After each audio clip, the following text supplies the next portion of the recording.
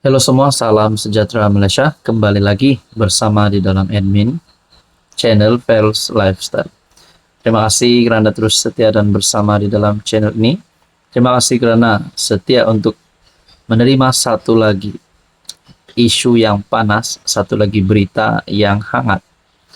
Ini adalah berkaitan dengan spekulasi ataupun dakwaan bahawa terdapat salah satu kepimpinan tertinggi UMNO Barisan Nasional yang juga memegang jawatan menteri di dalam kabinet hari ini. Nama yang tidak asing di bawah beberapa kerajaan sebelum ini. Di bawah pentadbiran Muhyiddin Yassin pernah menjadi Menteri Kewangan. Pentadbiran Ismail Sabri Yaakob pernah menjadi Menteri Kewangan. Dan sekali lagi, di bawah pentadbiran Anwar Ibrahim, Kerajaan Madani, Kerajaan Perpaduan, Tengku Zafrul, sekali lagi dilantik menjadi Menteri MITI. Nah, berkaitan dengan ini, satu tulisan yang saya terima melalui Syabuddin Husin. UMNO nak tunggu apa lagi?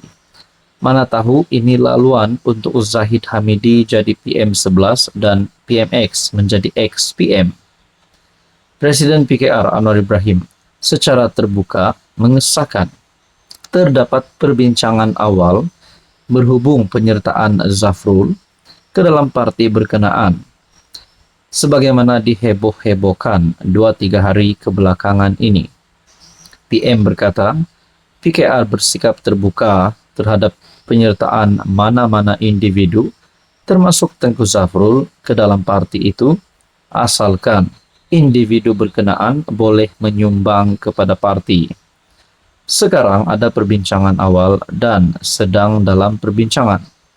Prinsipnya kita ambil sikap terbuka, orang yang boleh beri sumbangan pada parti tapi dengan kemasukan cara baik. Dengan pengakuan Anwar ini, sudah terang lagi bersuluh bahawa usaha mencuri Tengku Zafrul untuk dibawa ke menyertai PKR adalah berita yang sahih lagi benar menurut Syabuddin. Tengku Zafrul yang dikabarkan akan mengeluarkan kenyataan media. Dengan ini tidak perlu lagi mengeluarkan kenyataan yang berbeza dengan Anwar.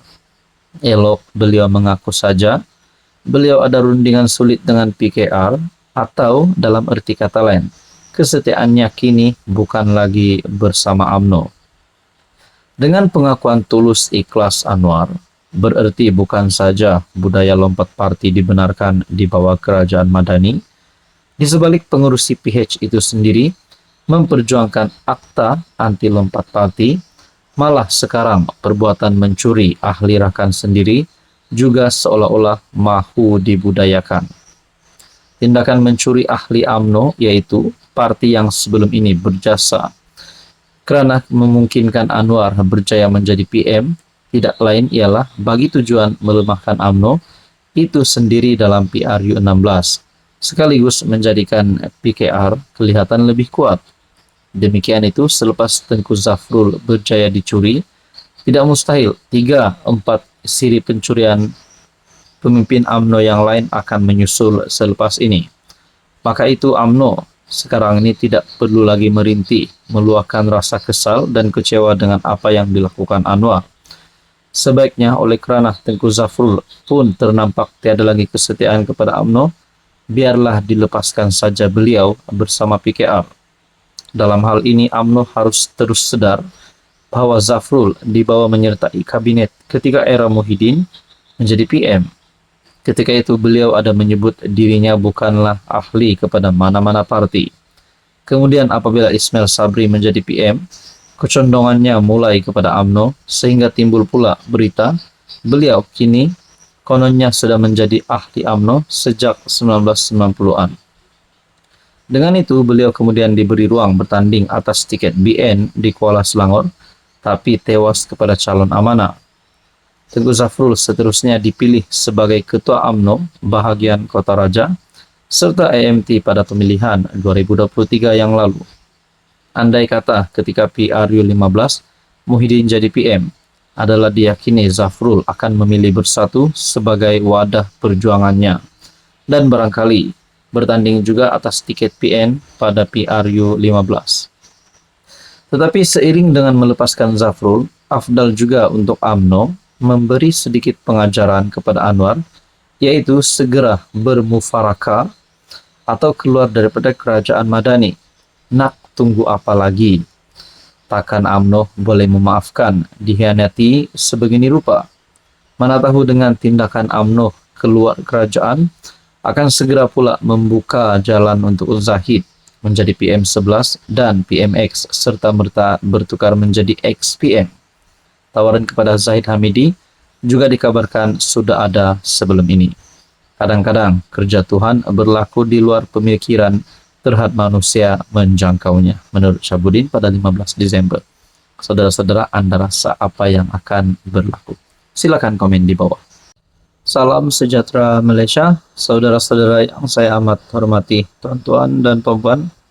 Rupanya tular di media sosial berkaitan dengan calon-calon TYT Sabah yang baru.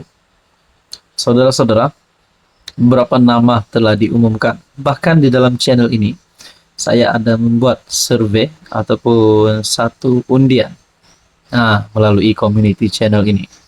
Ada yang kata Haji Ji letak jawatan Ketua Menteri untuk jadi TYT. Dan akhirnya timbalan Ketua Menteri Sabah Jeffrey Kitingan naik pangkat jadi Ketua Menteri. Ada yang kata Syafiq Abdal boleh jadi TYT. Jadi banyak lagi lah masih dimanjun jadi Ketua Menteri, jadi TYT dan sebagainya. Tapi antara nama yang menjadi top sebutan di kalangan rakyat Sabah adalah Musa Aman. Yang pertama dan yang kedua, Pandikar Amin Mulia, dan seterusnya Joseph Pairin Kitingan. Nah, antara tiga nama ini, sudah pasti kepada penyokong ketiga-tiga nama ini, mahu yang mereka sokong itu, sama ada Musa Aman, Joseph Pairin Kitingan, Pandikar Amin Mulia, untuk jadi TYT yang baru. Tapi ini satu berita yang saya lihat, saya terima daripada BH Online bertarik 13 Desember, Musa Aman bakal TYT Baharu Sabah. Jadi kalau Musa Aman jadi TYT Sabah yang baru, bila tarik angkat sumpahnya, rakyat Sabah mahu tahu. Dan begitu juga mana-mana calon TYT yang baru, bila tarik angkat sumpahnya. Saudara-saudara, nama bekas Ketua Menteri Sabah Tan Sri Musa Aman disebut-sebut sebagai bakal tuan yang terutama yang di Pertuan Negeri Sabah yang baru. Difahamkan nama bekas Adun Sungai Sibuga itu berada dalam senarai utama bagi menggantikan TYT sekarang, Tun Juhar. Tun Juhar akan tamat tempo perkhidmatannya pada 31 Desember selepas memegang jawatan berkenaan sejak 2011. Menjadikan TYT paling lama berkhidmat setakat ini. Musa 73 yang menjadi Ketua Menteri Sabah paling lama bermula pada 2003 hingga 2018.